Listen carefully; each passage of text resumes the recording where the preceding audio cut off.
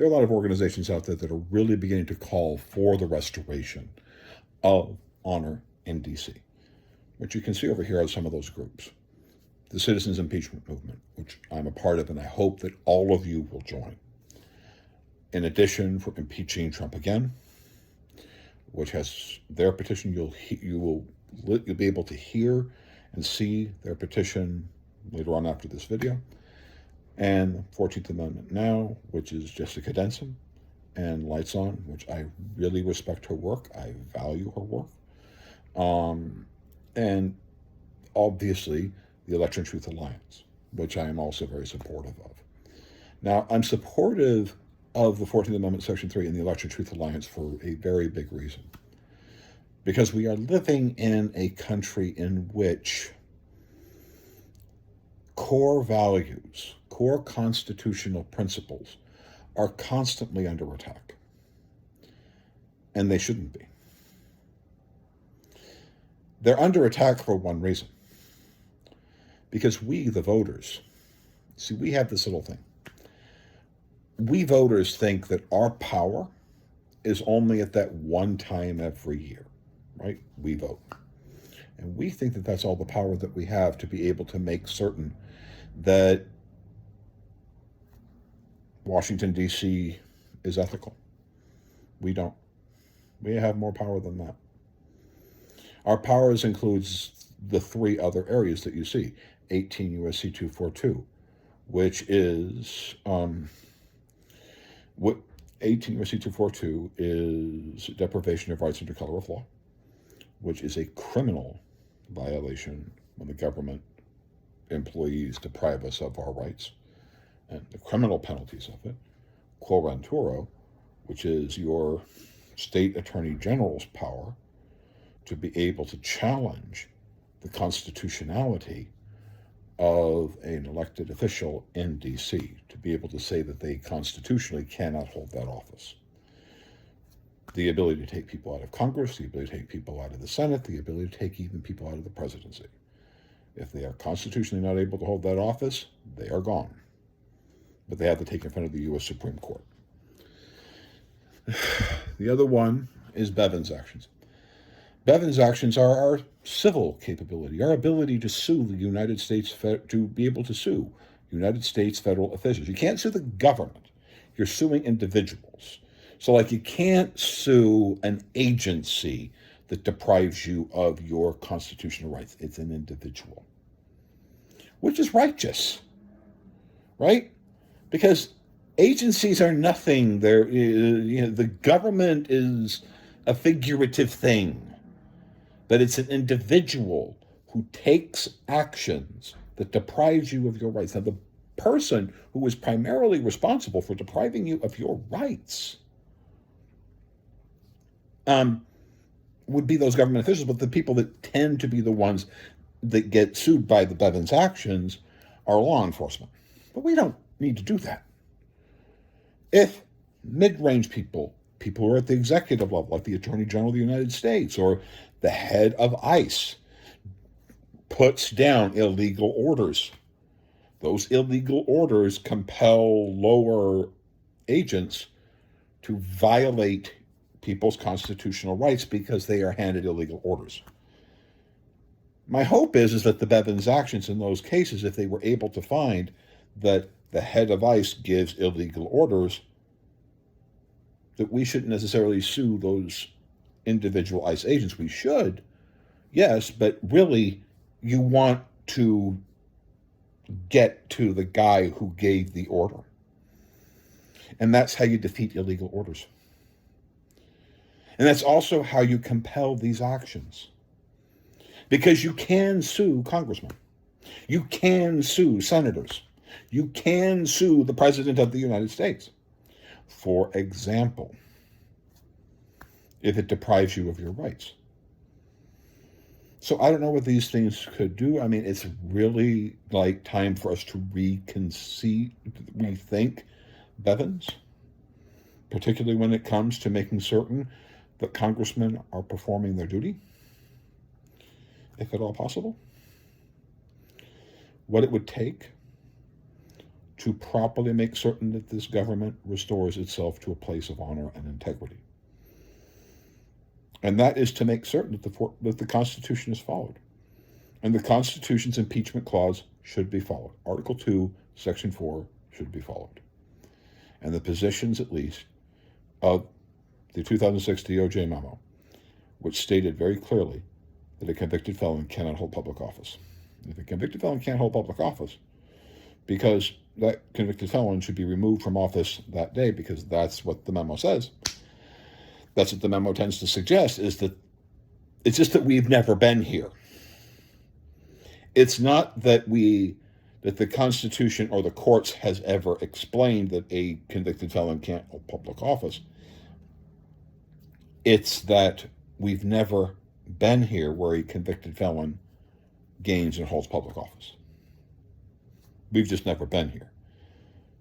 So we're living kind of in a theoretical zone.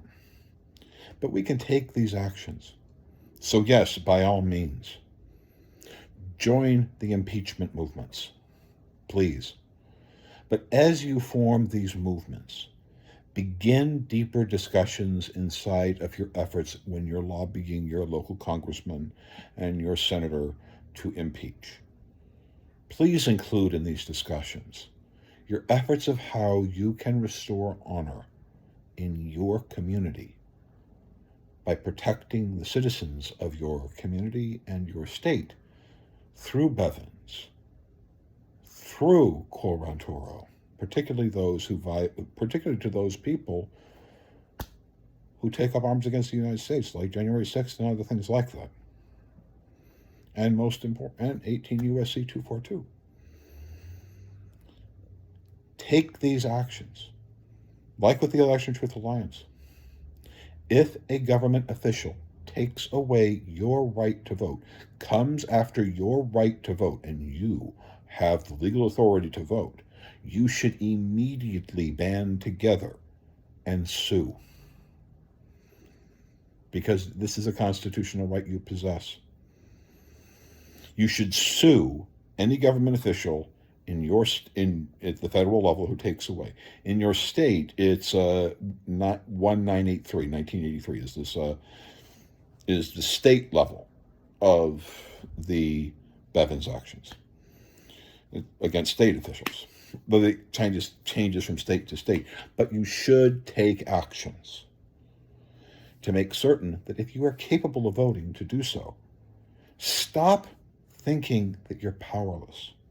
Stop thinking that against discrimination, that against an immoral government, that you are as powerless as people felt as African Americans felt in the 1930s and the 1940s, when they just went along and went ahead and said, "Okay, yeah, I think there are 100 beads in the jug," or whatever. When in all honesty, it really didn't matter what you said, you were going to say no if you were black. Or that you have to be able to stand on top of your head while reciting the Constitution backwards and singing and reciting the Pledge of Allegiance through your farts. No, you're not in that time. We're not there. Our right to vote is the most precious thing. And we should make certain that every single state that remotely restricts your vote should be sued. Should be sued to say, no, I get my vote. And if people have to spend 50 damn cents, 10 freaking cents to vote, then they should be compensated for that plus damages. There should be no restrictions on our power to vote. That if things come into existence that restrict our right to vote, we should take Bevins actions immediately to make certain that it is as easy to vote as possible. And anything that inhibits that action, litigation should be taken. Because you can. You can take it against your state. You can take it against the federal government because they cannot restrict your rights.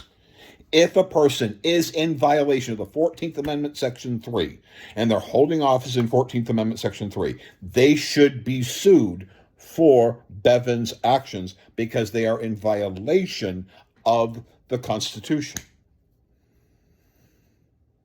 You can take actions if people are in violation of the Constitution itself, because you probably are not going to get your Attorney General to take the litigation for Coranturo, because Coranturo means that people can be held, you have to win. If you lose, it's different. Bevin's actions are different. You can sue for these things and make certain that corruption is changed. So yes, we should have citizens' impeachment movements. We should make certain that before we vote, that we're suing to make it easier and easier and easier to vote. And at the time of the vote, after the vote, we should be going back and looking back and what is it that has made it difficult for people to vote or changed people's votes, like what groups like the Election Truth Alliance are doing, and seeking damages and correcting those behaviors to change them to make it better. And we can do that through litigation, like Bevin's actions. If people who are in charge of voting took away your right to vote, took away your constitutional right to vote, or deleted it in some way, they can either be sued or 18 U.S.C. 242, deprivation of rights under color of law. You have power. It is time for the political officials to fear us.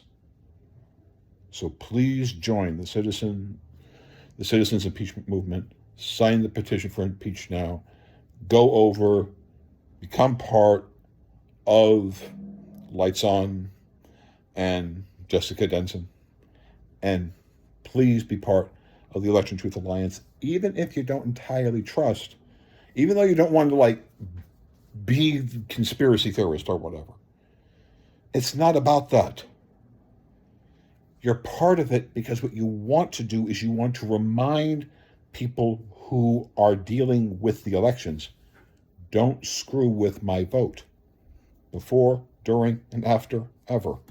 And that if you screw with it, I'm going to come after you for 18 U.S.C. 242, deprivation of rights under color of law, because you're not supposed to be taking my vote from me. 2, I will pursue Bevin's actions, or that your local group will do so. But to do that, you need groups like the Election Truth Alliance to be able to show that there are irregularities that need to be improved upon. Our problem is we shouldn't be arrogant about voting, to think that our voting systems are perfect. No, they're not perfect, and they can always be made better. And you need groups like the Election Truth Alliance and any other groups that are out there doing that sort of thing to find out how to do it better and then go to court and fight to make it better. And if you can't go to court to fight to make it better, legislate to make it better. Because having an ethical and honorable society is as fundamental as water, like what George Washington says, and you cannot have dishonorable and unethical people in government and be free. That doesn't necessarily mean they have to agree with you. That doesn't necessarily mean that honorable and ethical people are always Democrats. It doesn't mean that honorable and ethical people are always Republican. We know what honorable and ethical people are. They uphold the Constitution, and they don't bullshit us about the Constitution. We know what honorable people are. You know it. It should be the first hurdle that anybody has to cross. If they're honorable and decent, and they respect the Constitution, and they want to make it easier for all of us to live inside of the Constitution, that to me is the basic standard. Beyond that, when it comes to all the other political issues, we can have debates on that. But if they don't, yes, citizens impeachment movement, get them the hell out, sue them for Bevins, put them in jail under 18 U.S.C. 242. That's what you do. So listen up so join the groups, join the causes. Thank you.